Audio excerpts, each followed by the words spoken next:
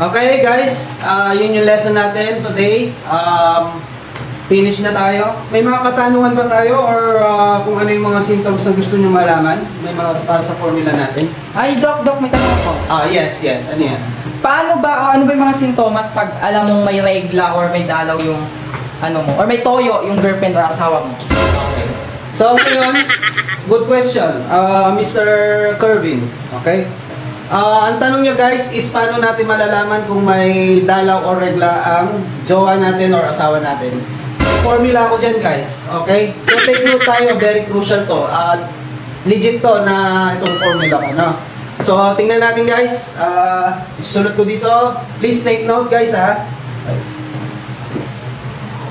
So ang sintomas niyan, susulat natin, sintomas. Symptoms. Babae may dalaw. Yan guys. Okay? Number 1. Ito yung number 1 na mapapansin natin sa kanila, okay? Na gusto nila na ayaw nila nakikita sa mga asawa nila lalaki, okay? Ayaw ka ngumiti. Yan. Ayaw kang ngumiti guys. Yung kumbaga pag titingnan mo yung girlfriend mo or asawa mo, huwag mong ngingitian guys. Very crucial yan guys. Okay? Bilangin natin guys. 1, 2, 3, 4, 5, 6, 7, 8, 9, 10, 11, 12, 13. 13 guys, 13. Take note yung number ha. Okay? Second one. Sobra kang mali. Okay? Sobra kang mali. Yan guys. Kahit gumawa ka ng tama, mali ka sa paningin nila guys. Given na yun guys. Na buong araw, lagi kang mali. Okay? Check natin. 1, 2, 3, 4, 5, 6, 7, 8, 9, 10, 11, 12, 13. Ayun, 13. Guys, nakuha na natin yung parehas, 13. Okay? So, yan yung mga sintomas na may regla yung asawa or may dalaw. Tapos, pangatlo. Pangatlo, guys, bawal ka tumabi. Okay? Bawal ka tumabi. Okay? Means, bawal ka tumabi sa pagtulog. Bawal mo siyang tabihan. Masisipa ka guys, or maampas ka, okay? Or masasampal, pinaka-worst, okay? Bilangin natin ulit. 1, 2, 3, 4, 5, 6, 7, 8, 9, 10, 11, 12, 13. Guys, legit guys, legit. 13 guys. Makikita natin sa formula natin. Guys, todas ka dito guys. Wala ka na magagawa dito guys. May dalaw talaga ang kapartner nyo, no? Todas ka dito. Huwag mo na subukan guys. Pag alam mo na yung mga ganito yung sintomas, manahimik ka na lang. Okay? Kung ayaw pa naman maniwala, meron tayong tatlo pa na option. Okay? 4. Number 4 tayo. Yung inutusan ka maghugas buong araw ng plato, ayaw niya maghugas. Okay? Tignan natin. Inutusan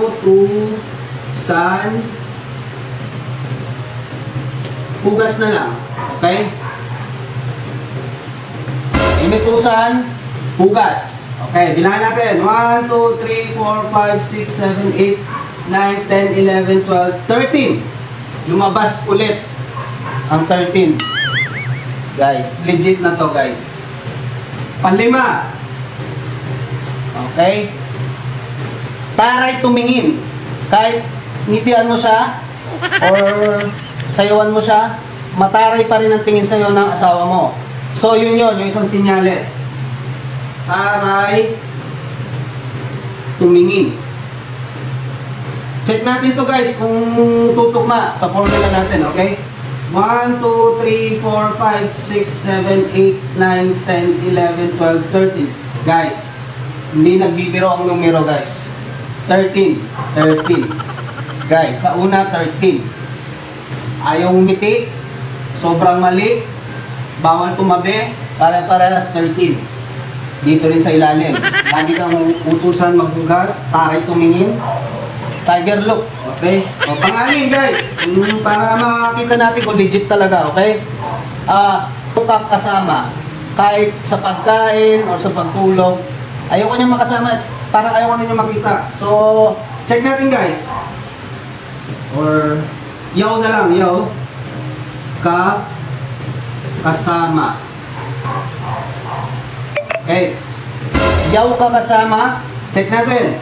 1, 2, 3, 4, 5, 6, 7, 8, 9, 10. Ulit. 1, 2, 3, 4, 5, 6, 7, 8, 9, 10, 11. Kang. 12, 13. Yan. Yaw kang kasama. Ulit guys. 1, 2, 3, 4, 5, 6, 7, 8, 9, 10, 11, 12, 13. Okay. Guys, lumabas. Yan na yun guys. No chance na tayo dito mga tol. Huwag na natin subukan. Madudouble kill tayo dito. So nakita nyo, 13, tugmang-tugma sa formula natin.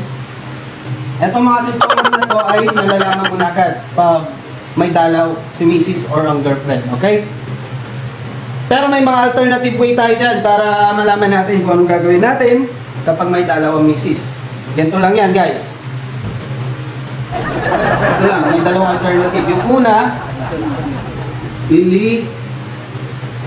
una guys bili mo milk tea. Bili mo milk tea. Okay? Kailangan mo siyang bilan ng milk tea na hindi niya alam. Okay? Yung favorite niya, yung Okinawa, dark choco, matcha. So, tingnan natin guys. 1, 2, 3, 4, 5, 6, 7, 8, 9, 10, 11, 12, 13. Guys, tama ang alternative solution natin kasi tugma siya sa mga symptoms. 13, alternative solution, 13 din. Bili mo siya milk tea, guys, ha? Tapos, pangalawa,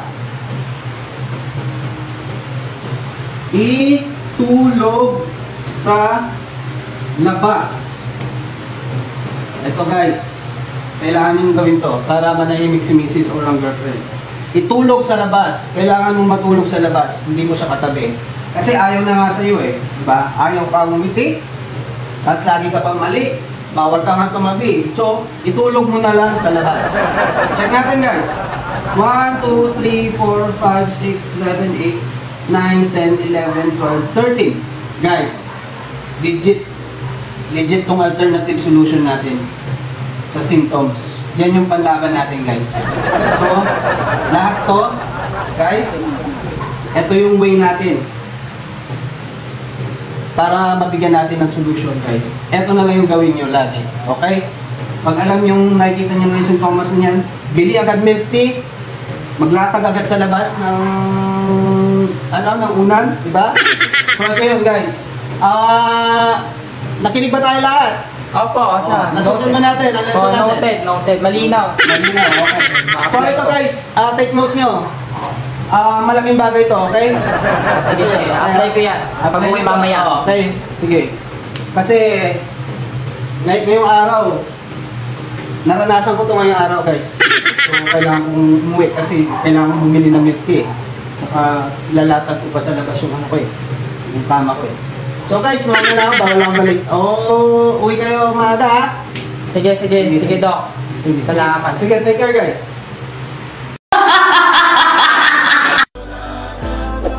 Follow for more.